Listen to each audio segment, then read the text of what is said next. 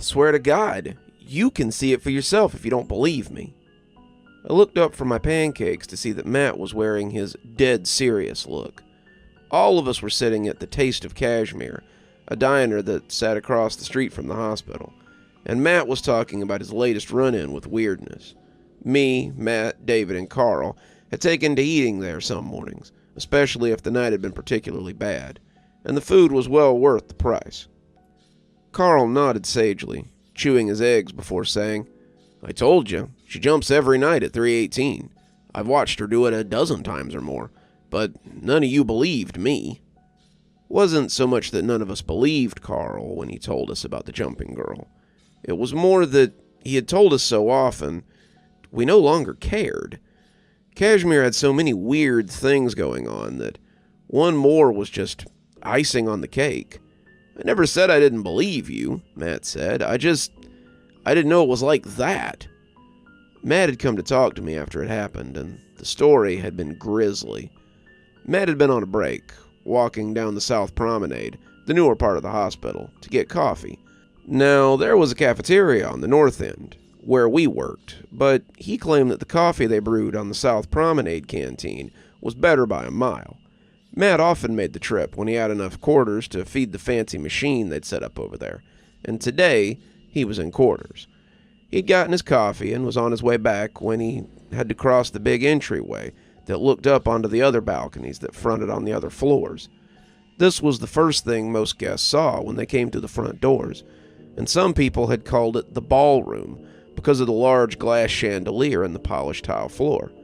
To me, it always looked like the reception area of a fancy hotel, with the desk and the elevators and the glass balconies sitting behind it. It was about 3:15 when Matt started making his way back towards the switchboard, and he just so happened to be crossing the ballroom at 3:18.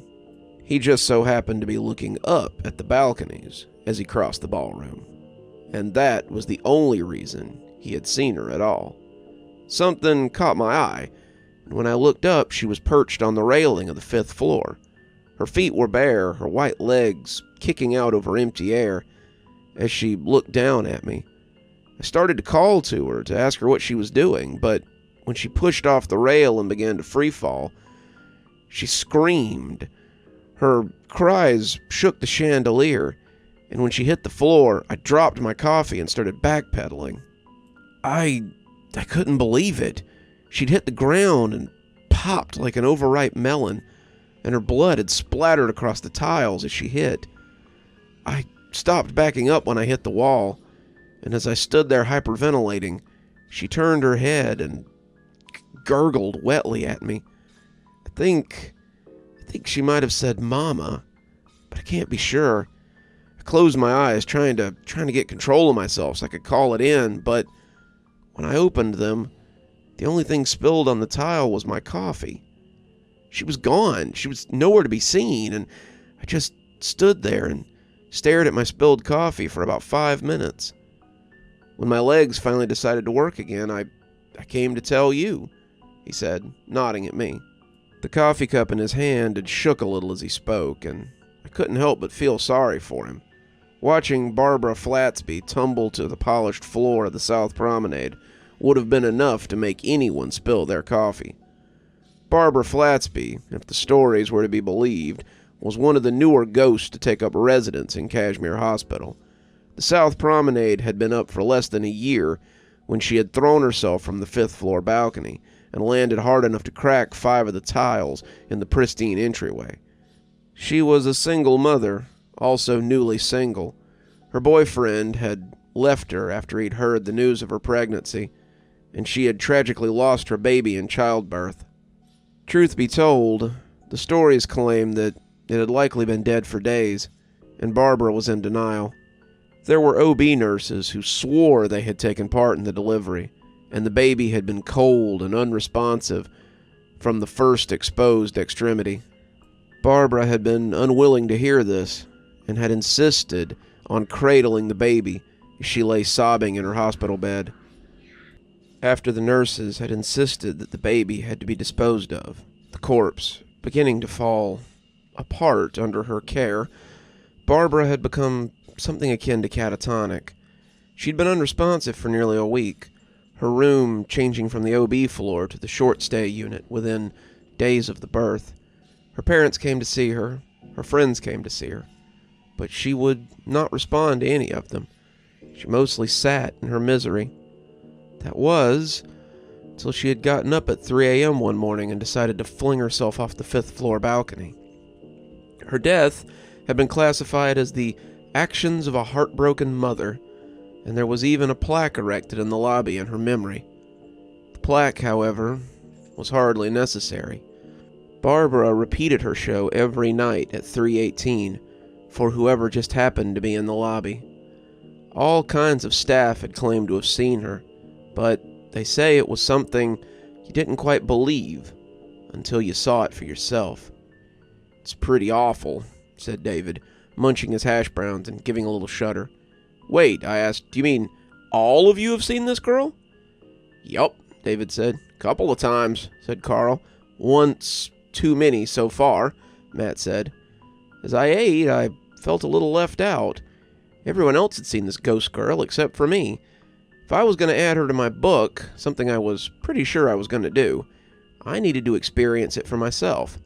As we ate, I made a decision to go on one of my days off, to see the phenomenon for myself. My next day off was Thursday, so Friday morning I got up at about 1:30 and made my way to the hospital. I avoided the desk, not wanting to field any questions from Clint as to why I was here on my night off, and made my way to the South Promenade. I could take a seat in the lobby and observe her as she fell from the railing. That would give me a great means of explaining it in my book, but as I came to the entrance area, I was in for a disappointment. The floor gleamed wetly with fresh polish, and the ropes hung across it read, "Closed to the public." I could still have seen the fall from beyond the ropes, but I moved around towards the elevator, looking for a better vantage point, and I had a better idea. Why not go up to the 5th floor and watch the start of her fall? I wondered if it would work as I took the elevator up. Barbara fell from the balcony every night at about 3:18. Surely my presence wouldn't be enough to stop her. She had fallen with people standing in the lobby. I had to believe that she would fall with me sitting up there, too. It was the act of falling that was important, and she probably wouldn't even acknowledge me. She was a spirit with a predetermined destination, and I doubted she'd be stopped by someone as mundane as me.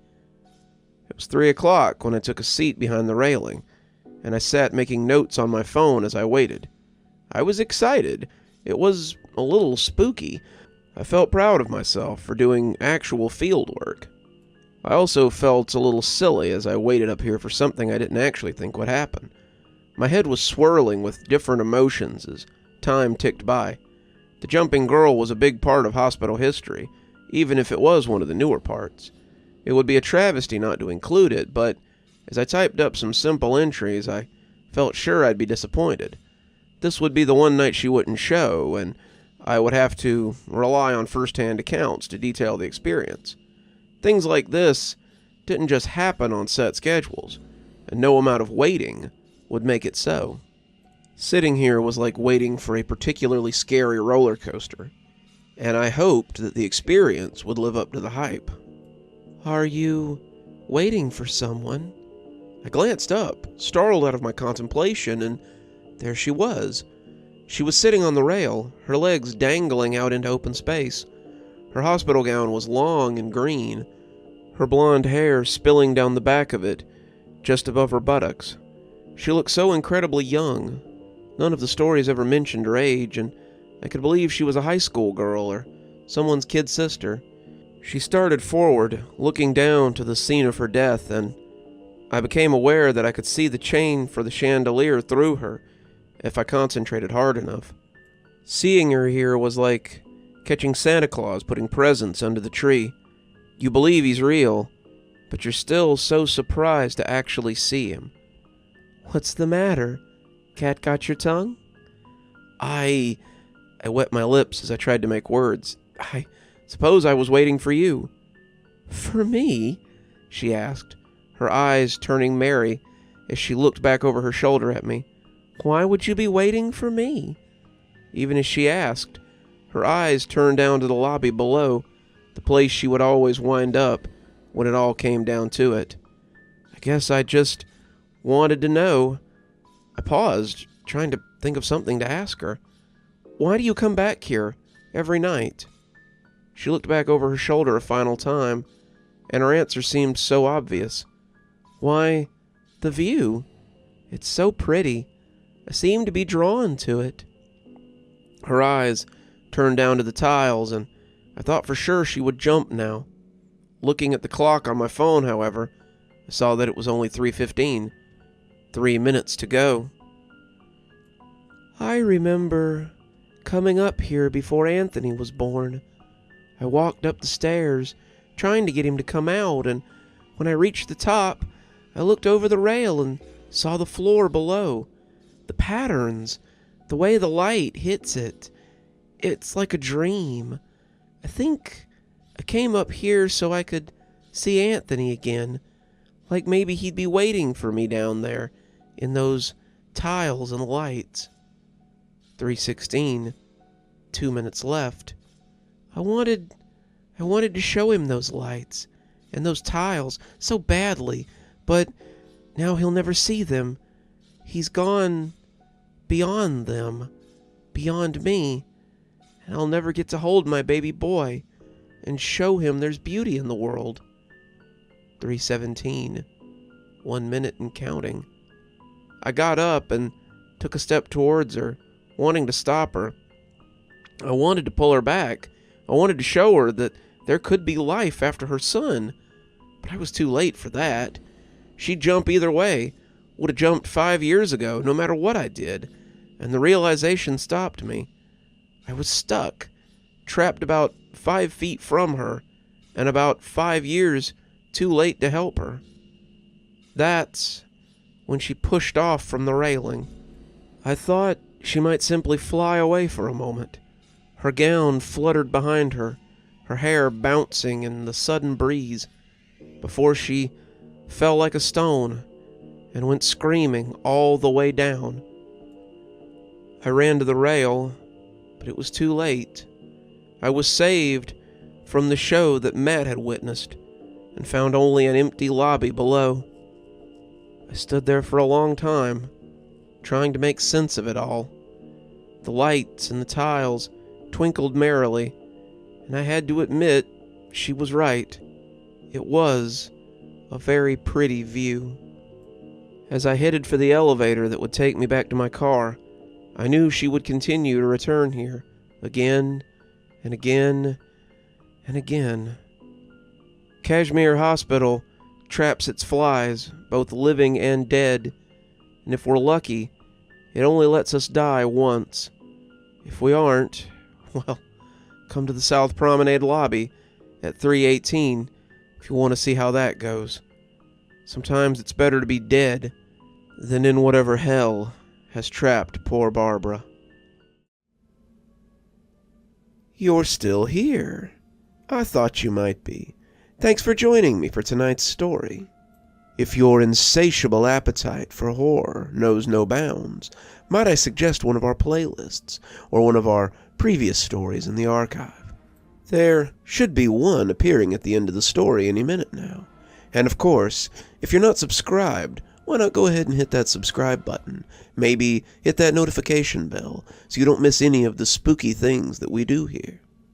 If you prefer your horror a little more analog, you can always pick up one of my books. There's a link below to my latest, and it'll take you to all the great things that I've posted on Amazon. For my book lovers in the audience, I always suggest coming on down to Patreon so you can become part of my ghostly reader tier and get a book anytime I write one, which is usually about twice a year. Speaking of my patrons, let's go ahead and thank them, shall we? Thanks to Unicorn Hollow for being our spooky ghost contributor.